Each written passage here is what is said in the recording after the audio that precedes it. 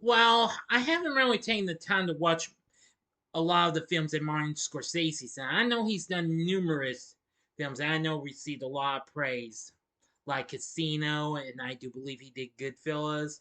But I've seen just a little bit, and I recently saw his newest film, Killers of the Flower Moon, which recently came to theaters not so long ago last month, and I know will be coming soon to Apple TV Plus. But is this adaptation of the book that came out a few years back as good as the critics say, and is it worthy of becoming another big awards nominee for Mr. Scorsese? Or is this one just doomed to be by sunset or something like that? Find out in this special spoiler free review right now. Big D's Entertainment Rankings and Reviews.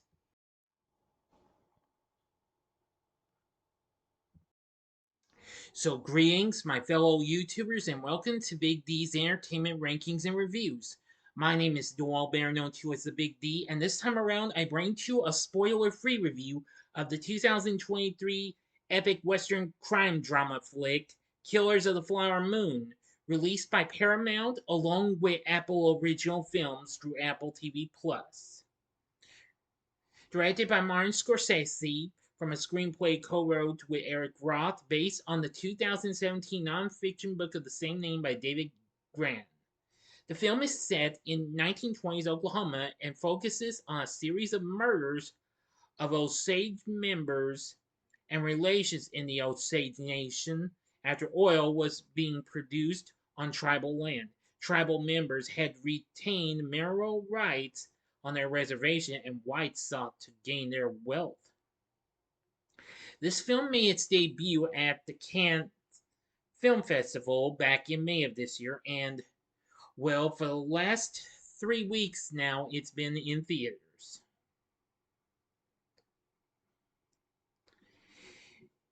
The film stars Leonardo DiCaprio plus Robert De Niro and Lily Gladstone, plus others including Jesse Plemons, Tantoo Cardinal, John Lithgow, and Brendan Fraser.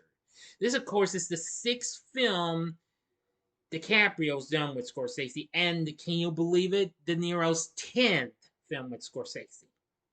And it is the 11th and final collaboration between Scorsese and composer Robbie Robertson, who died 2 months before the film's release. And the film is dedicated to him.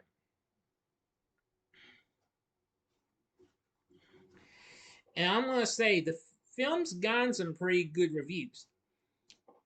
Now, with just a little bit of the story I'll get into, Osage elders somberly bury a ceremonial pipe warning their descendants' assimilation into white American society. Wandering through their Oklahoma reservation, which features the annual flower moon phenomenon of fields of blooms, several Osage find oil gushing from the ground. The tribe becomes wealthy as it retains mineral rights and members share in oil lease revenues, though law requires white court appointed guardians to manage the money of full and half blood members, assuming them incompetent. In 1999, the greedy, gullible Ernest Burkhart returned from World War I to live with his brother Byron and Uncle William King Hale on Hale's large reservation ranch. Hale, a reserve deputy sheriff popularly called King, poses as a friendly benefactor of the Osage, speaking in their language and bestowing gifts. He suggests to Ernest that he court Molly Kyle, an Osage whose family owns oil head rights. Ernest, who, alongside Byron, has been committing armed robbery against the Osage, meets Molly via his day job as a cab driver. A romance develops, and the two marry in a ceremony mixing Catholic and Osage elements. Yes, that's all of the story I will tell you, but I will tell you many deaths occur, and a lot of, how should I put it this way, really big stuff occurs in this film. With a runtime of 206 minutes, which that's longer than any other film Scorsese's done. This is even surpassed his previous film, which was The Irishman, which of course came to Netflix back in 2019. Yes, if I'm not mistaken.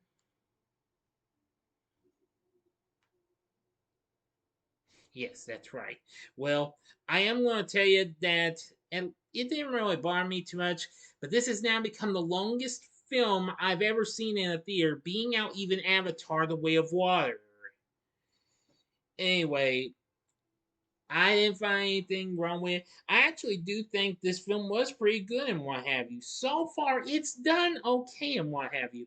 It's done. It's so far made 52 million here in the U.S. and 66 million overseas, bringing its total to 119 million so far.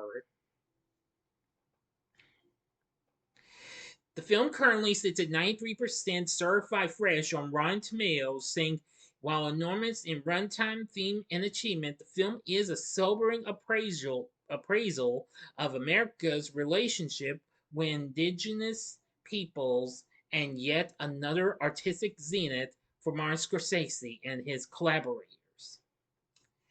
I definitely agree. Yeah. Again, while I have not taken the time to watch much of Scorsese's work, but I will someday, eventually. Now, Variety commended the story, characters, and themes, but lamented its runtime. In its present form, the film is still a compelling true story. It's engrossing from the get go, the palpable tension, mythically echoed by Robbie Robertson's steady heartbeat score, but it keeps going and going until everyone we care about is dead, dying, or behind bars with nearly an hour still in store.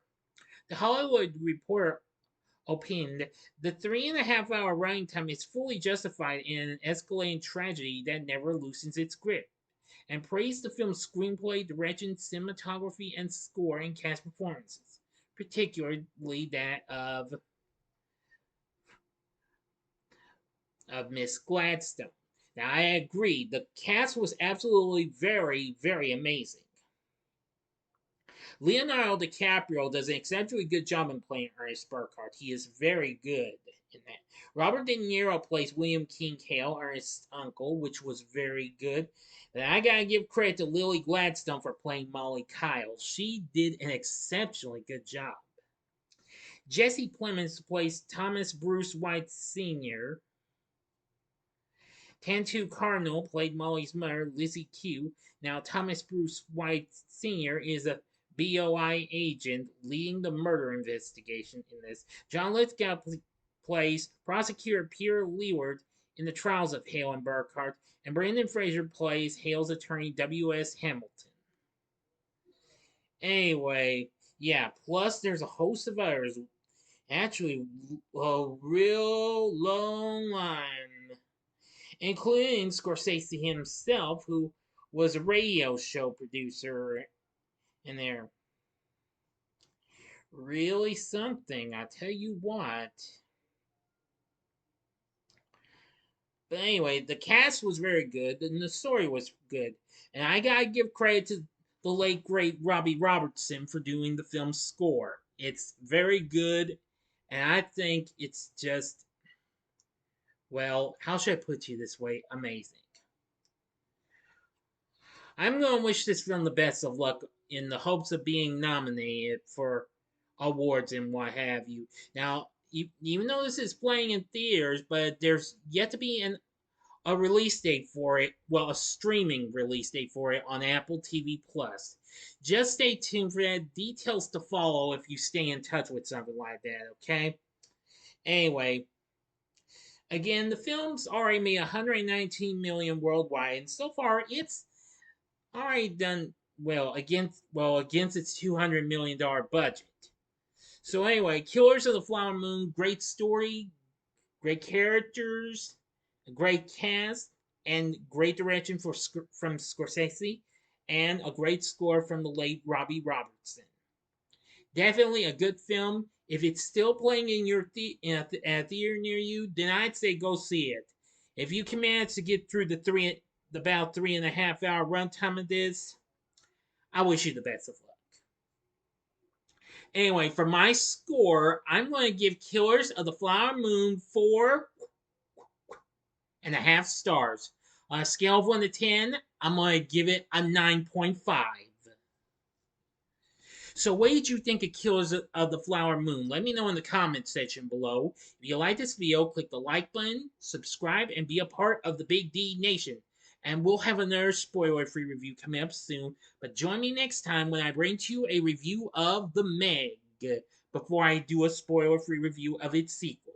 So I hope you enjoyed this, and if you did, check out my reviews for these other two Leonardo DiCaprio films. In the upper left-hand corner is my review of William Shakespeare's Romeo and Juliet from 1996. The upper right-hand corner is my review of the massive Titanic from 1997. Or if you'd like another Scorsese film, check out my pre-mini reviews thing called Quickie Reviews vid I did on Scorsese's recent film, The Irishman from 2019, and the bottom right hand corner is the button you can click to subscribe. If you like rankings and reviews on movies, TV, music, video games, etc., then I'm your guy. Thank you for watching. Until next time, I'm the Big D saying, see ya.